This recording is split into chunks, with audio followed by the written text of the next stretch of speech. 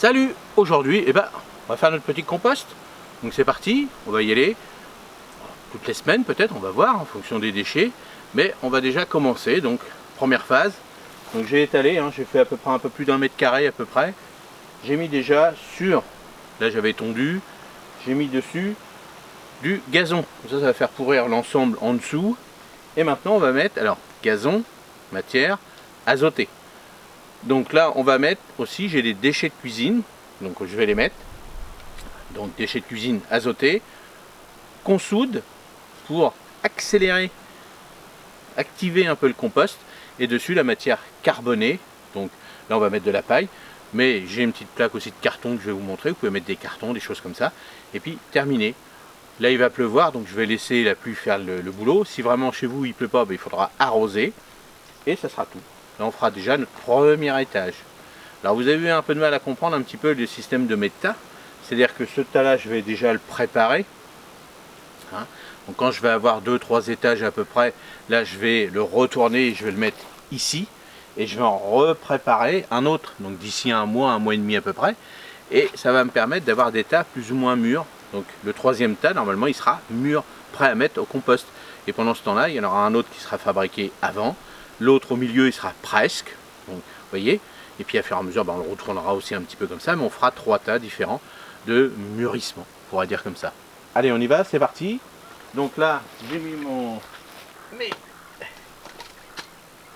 mon gazon, là j'ai tous les déchets de cuisine, donc j'étale comme ça, voilà.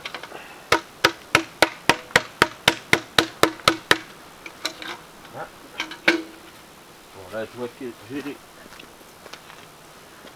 petites coquilles, donc hop, voilà, j'écrase les coquilles, voilà.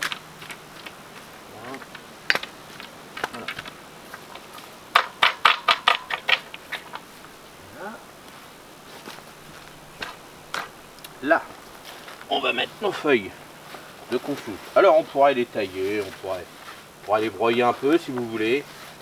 Moi, je vais laisser faire. Voilà.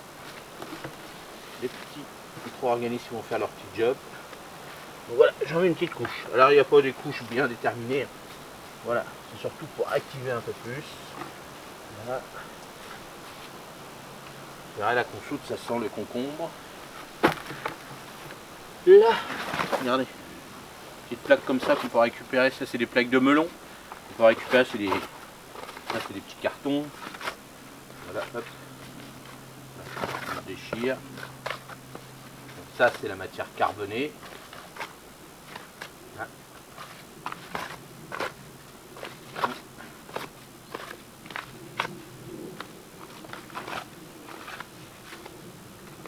Hop. Et puis là.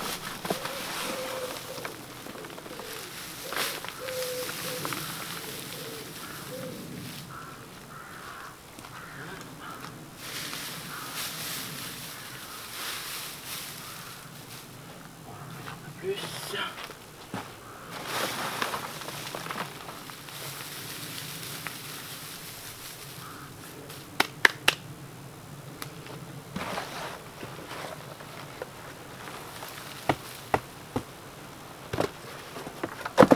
Voilà.